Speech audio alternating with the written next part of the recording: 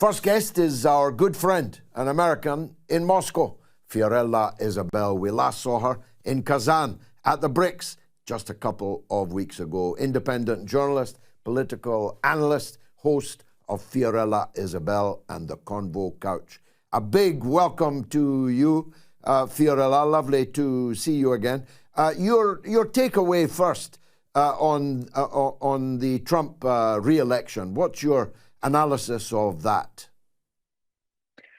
Well, there's several factors. Looking at it from the American U.S. economic perspective, what you have is a retaliation of the Democratic Party, a clear focus on economics away from social issues. We're talking about what liberals have ran on: women's rights to choose and bodily autonomy and all of these things, and gay rights. Those social issues took second to what people were feeling. And being in the United States right now, actually, I'm in the US at this moment, and I have really been talking to a lot of people who are not political, just regular people. And they said that they voted for Donald Trump because they felt that the Democratic Party gaslit them and didn't really care about what they were going through and what they had to deal with. Instead, they chose to focus on the intellectual class, on the class of celebrities. And we also saw the North Carolina effect, what happened with the hurricane there. And that in itself tells you how there were billions and billions being sent to Israel and Ukraine. And I have seen more of a focus and awareness on this that I hadn't seen before in the last 8 years. I've covered elections now for the last 8 years. And I think this shift is clearly marking the fact that the Democratic Party failed to deliver. And it wasn't just about Kamala Harris. Sure, she was a terrible candidate. But there is also a sense of perhaps the fact that there is this now unveiling of sorts of what the United States is, what they're doing, and people really have just been with their head down and trying to survive. So that's one aspect of that in itself. The other aspect, I think, of it is the candidates that we had were two candidates that we have seen before in politics. Donald Trump, of course, was president before, and I did see that people had a really hard time choosing between both of them, and that overall, as your viewers have pointed out, many do not think that Donald Trump will actually make America great again. Yeah, although there's mixed reasons for that. Many say America was never great, and so the formulation, make America great again, is faulty. But this is Trump's slogan, of course, so we went with it. But others, you're right, think that the changes that he's going to make, especially on the economy, will not succeed in making America great again. My mind is open on these questions. After all, he's not even in office yet. What I say and said in my monologue was that the three things that he's done this week, and he's only been in 3 days and isn't even in office yet, the rejection of Pompeo and Haley, the statement about freedom of speech and the internet, and the call to Zelensky and the agreement to have a phone conversation with President Putin.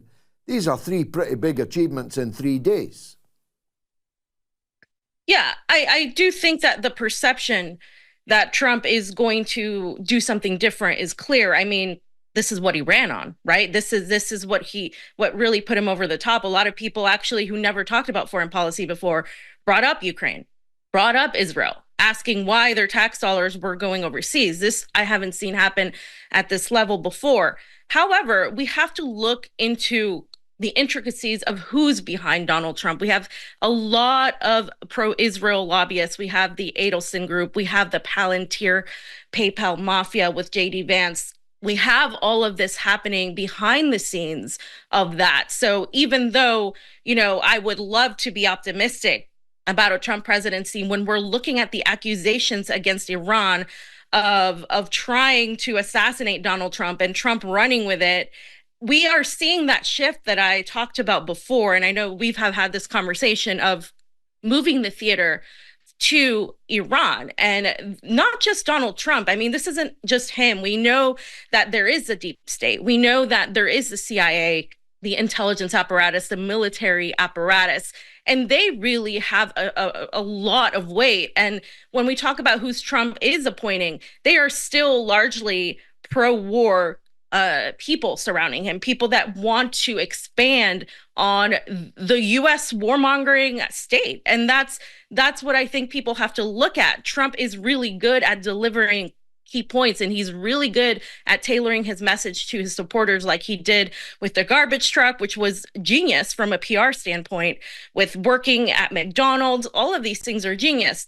But that is who Donald Trump is. You have to look beyond the salesman and see the connections that he has to the PayPal mafia, to the Palantir apparatus. And I think that is also telling of his support with Israel. Many have said that he's the most pro-Israeli president to date, and he has been before when he did want serious oil fields and push the Caesar Act and did so many things to expand the Greater Israel Project. So is he going to sway from that when his support and his billions are coming from a lot of pro-Israel lobbyists? I don't think so. I'm not so sure about that. Yeah, although almost 80% of American Jews voted for Kamala Harris, so all of his efforts didn't yield him too many votes. They definitely yielded him a lot of money from Adelson and others. But Kamala Harris raised almost 3 times as much money as Donald Trump. She outspent him 2.7 to 1, which again seems to indicate, and by the way, she's run out of money. There's a $20 million deficit in a $1 billion budget. She would appear, on the face of it, to have spent $120 in the last 10 days to no effect, if indeed she did spend it on that. So on the question of money and votes, I think that's up for grabs. But what about my point about Mike Pompeo? All of the people you were describing there were determined to get Pompeo into the government. And Trump effectively sacked Pompeo and Haley in the most humiliating way when they hadn't even applied for a job. He hadn't offered them a job, but he announced they weren't getting a job on Twitter. That's different class, isn't it? Yeah, I mean, it is a good sign that he's not appointing Haley or Pompeo. I think that would have been largely unpopular. There is a percentage of his base that did vote for him in spite of his support of Israel, because they hung on the hope that he was going to not be the warmongering administration that the Biden administration was. So there is that hope. I do think he is playing his cards, but at the end of the day, I look at follow the money. And I also look at something that, I don't think a lot of people have talked about. When there was the Donald Trump presidency in 2016, the Democrats ran on that, right? And they fundraised and they got Joe Biden in. Now, then in 2020, Donald Trump claimed that the election was unfair, and many people backed him, saying, these late and mail-in ballots. And honestly, the United States elections leave a lot to be desired, to say the least, are unfair entirely at worst. And so when we're looking at that, what does a Donald Trump presidency do this time around? A Donald Trump presidency completely invalidates these election concerns, completely, in a way, does for the conservatives what it did for the liberals. It puts them to sleep. They're not going to question the government as much. And so when we look at that, we're seeing a set of events that could be unleashed. And so the pendulum has swung this way, but people have to make sure to look at not just who Donald Trump picks, but also the money connections that they have and they continue to have.